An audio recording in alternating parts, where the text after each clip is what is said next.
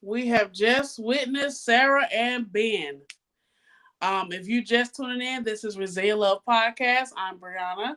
And I'm Quentin. And we are watching The Wedding of Love is Blind. And this is Resilient Love Re. So, my husband. All right. So, with our reaction, like I said, we're going to be talking about the Love is Blind wedding decision. And so at the time of this recording, it is the release date of the episode. Well, a little bit after the release date, but the release date of the episode was on 3/7. And so we are 3/7/25. And so we are giving our reaction. So we just saw Sarah and Ben. What is your overall reaction to Sarah and Ben? We have seen the whole outcome now. Well, shot. And if I was a betting person, don't put all your eggs in one basket. This one was the most promised looking one. Mm-hmm. However, somebody said this one time, and I don't know how I feel about it, but in this circumstance, you be the judge. It seems like he loved her more than she loved him. Mm-hmm. And so the reason I said that's an iffy feeling for me is because can one love the other more than the other? Like, is it equal, or are the scales equal, or are they unbalanced? Right. When it comes to love. So in this situation, it does look like, even though she's spewing the words out of her mouth, it looks like he's more into it than her. Mm-hmm. Mm-hmm. And has been. Yes. But they both look like they were into it. But I stand on, she has reservations due to family. And I think we kind of seen this before with had Meghan and Harry with the Royals not been strong. Mm-hmm. This probably would have been a repeat. Yeah. Because the families were heavily influencing, more so his, but for various reasons, of course. Mm-hmm. But yeah, so family influence played a big part in this, I think. So, family. The second part to Sarah and Ben is religious views and societal views, or just overall how they respond to what happens in our day-to-day lives. And so she made mention at the end of the wedding clip that she asked Ben about Black Lives Matter, about same-sex relationships, about a lot of those heavy-hitting topics. Touchy topics. Whew. In our household, we call them touchy topics, but that is what she was referring to. That was her deal breaker. And like I shared with Quentin, when it comes to the relationship, everybody has a deal breaker. The thing that could literally, as the statement says, break off the relationship. And for her, even though, keep in mind, everybody, Love is Blind is a 6-week experience where individuals are talking to each other in a pod. After that pod connection is made, they get to see one another face to face. And from there's some other series of events that lead to them getting married at the end of the 6-week experience. So, in that regard, this couple, Sarah and Ben, were doing all the puppy love things. I mean, cackling, having a good time. Yeah. Families. I mean, now keep in mind, Quentin and I did miss the family conversations, but you could tell with the room.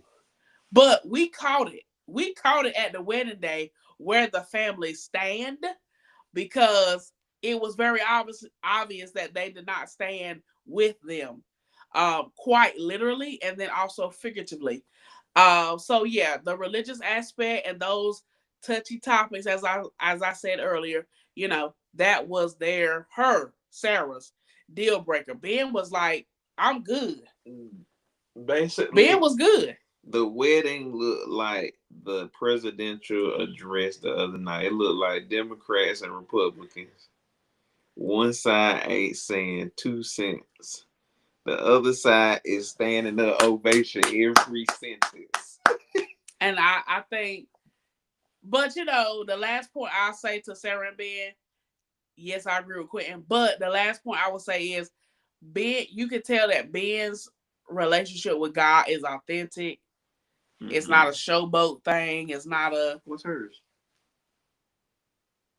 It's in between other stuff practices.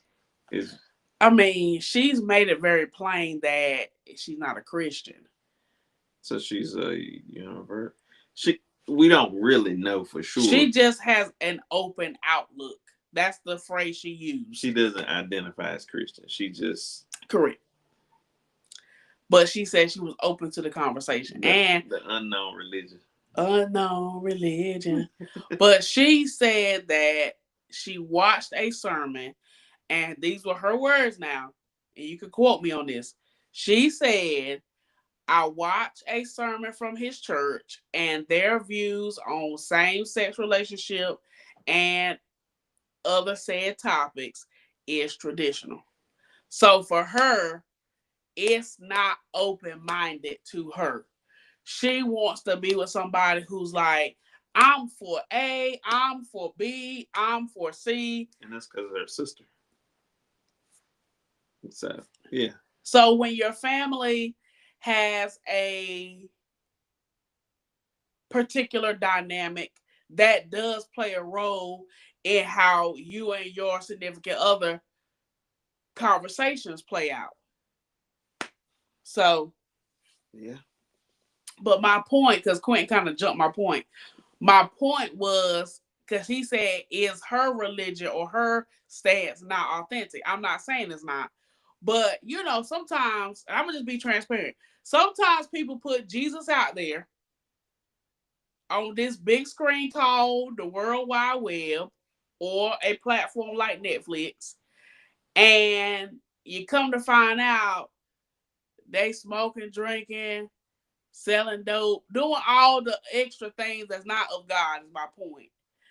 And you like, oh my gosh, you painted this big picture like you just love God, but you got this other agenda.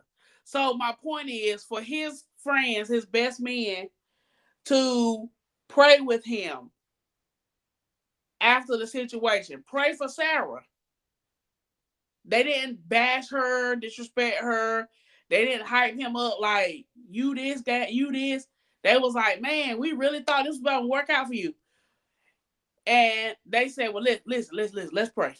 Father. You know what I'm saying? That's authentic to me. Like, to naturally go into, I'm praying for you, not I'm going to bash you. Because if you kept up with this franchise, if you kept up with Love is Blind, a lot of times your best men, your best ladies are bashing the person for saying no. Well, this just shows that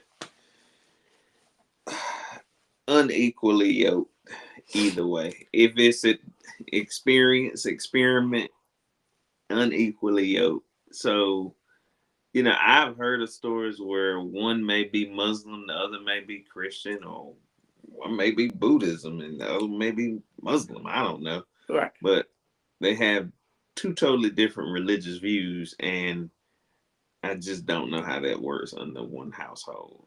For those that may look at this or know someone, maybe it's you. Mm-hmm.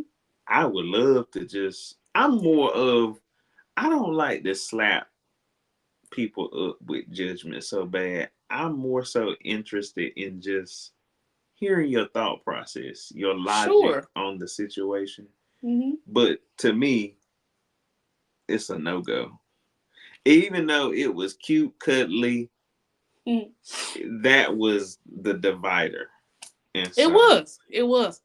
And guess what? If you caught the family meeting, and then of course the meetup with the other cast members that they usually do sometimes, share with us in the comments what you gained from having that those 2 or 3 extra episodes along with the wedding episode, because we, like I said, we just skipped. We said, look, that's another 5 hours of material. It'll help with context, but we just took their answer. Because at the end of the day, this whole thing, Love is Blind, is based on what is your answer at the altar.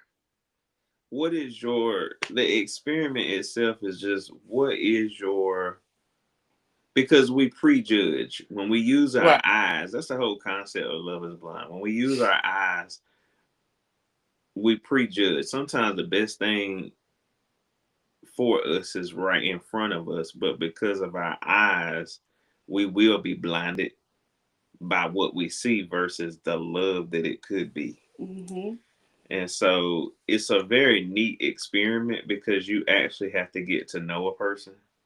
Right. So, and I like it too because you have to get to know a person beyond social media.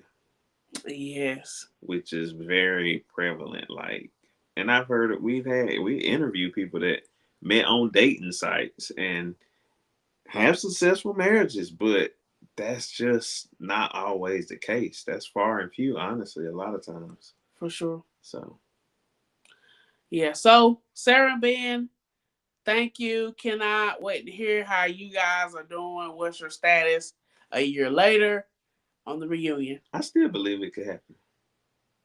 Hey, possibly. Love is Blind. It will take over your mind. All right, we'll be back with the next couple.